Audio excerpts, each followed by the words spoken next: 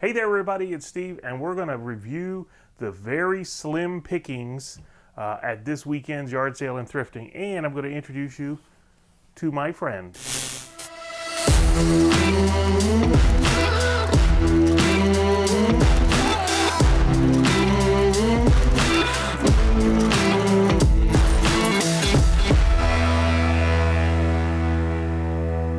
Alright guys, let's go over everything that we picked up at the yard sales and thrifting this weekend. It was Memorial Day weekend. It was a very slow weekend, I'm guessing because of that. Friday we went to the thrift stores, nothing. Nothing at the mom and pop shop, nothing at Goodwill, nothing at the pawn shop. I could not find a deal if I tried. So Saturday was all we had, and we went yard sailing. There was only one community sale. And it was about an hour from my house. So en route to that, we stopped at any pop-up yard sale we could find. And I only found something at the very first one we went to, and that was this guy. This guy is named Eddie. I bought him because I like puppets. I've always wanted to have a puppet to be able to do YouTube content with, either on this channel or some other channel. I'm not sure. So I was shopping, I saw him. He looked reasonably good quality. I mean, nothing fantastic. Obviously, it's a children's toy, but I paid $1. And you can see up here how much he's actually worth. He's actually worth quite a bit.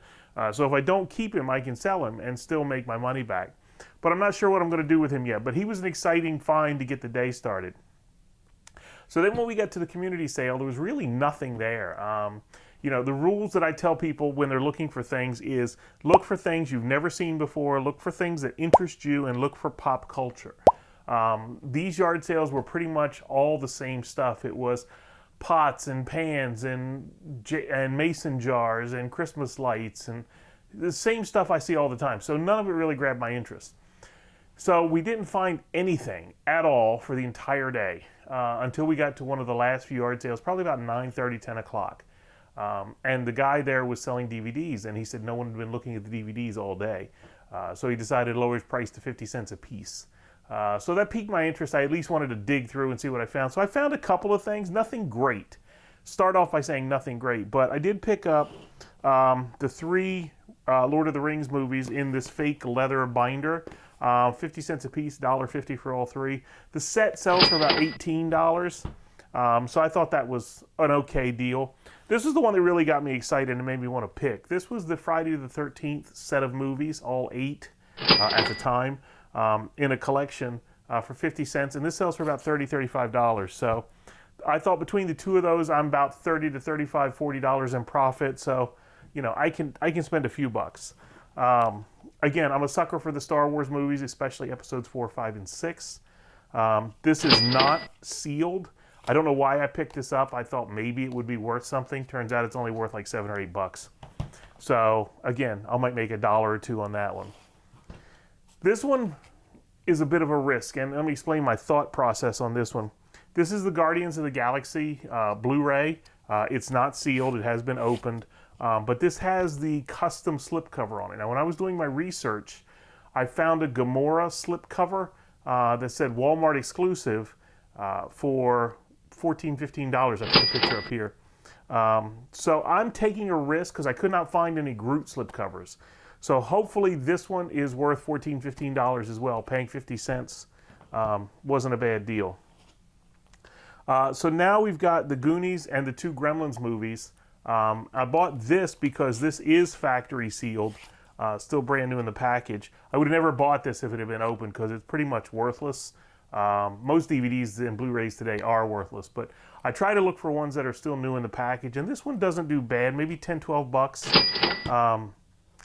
by the time we're done with fees and shipping and things like that. Then you've got the original Transformers movie, also on Blu-ray, also factory sealed.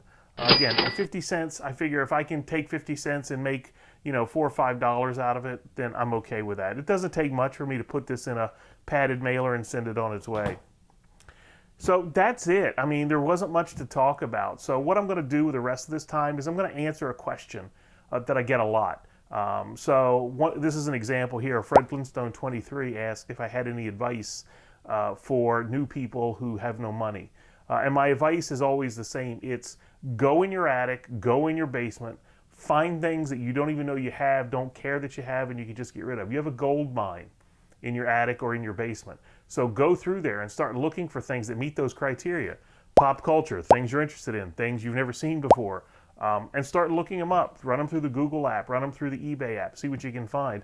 I've got some examples over here to try and flesh this week out with some other stuff that I can list.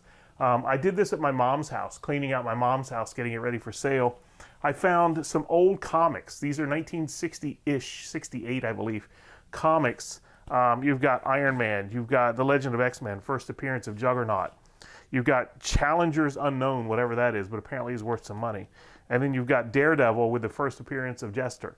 So anytime you have a comic book that has a first appearance character in it, it's usually worth something. So that's probably going to be about 40 bucks in profit. And I did nothing except go through and clean out some boxes of old junk.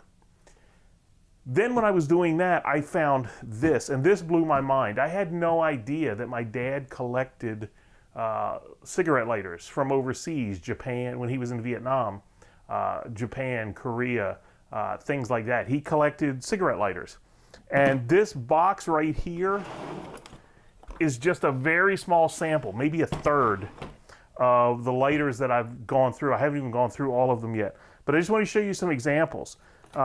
This right here, this is a car that's a lighter. This was made in the 1940s, and I know all this because I took a picture of it with Google on my phone, and it told me everything. And then I looked it up on eBay. But apparently this was made in occupied Japan back in the 40s. This one car, this one cigarette lighter, I found a comparable for $250. Now, will I get $250? I don't know.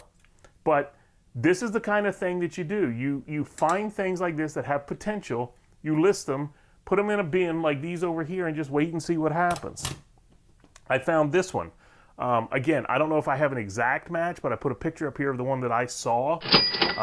If this is the exact match for that one, this is a $500 lighter. So, I mean, there's tons of these. You know, here's a Christmas tree lighter that came from Japan.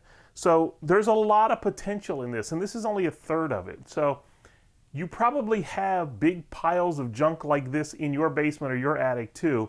So the advice I would give you is just go through there and start looking. Get your feet wet.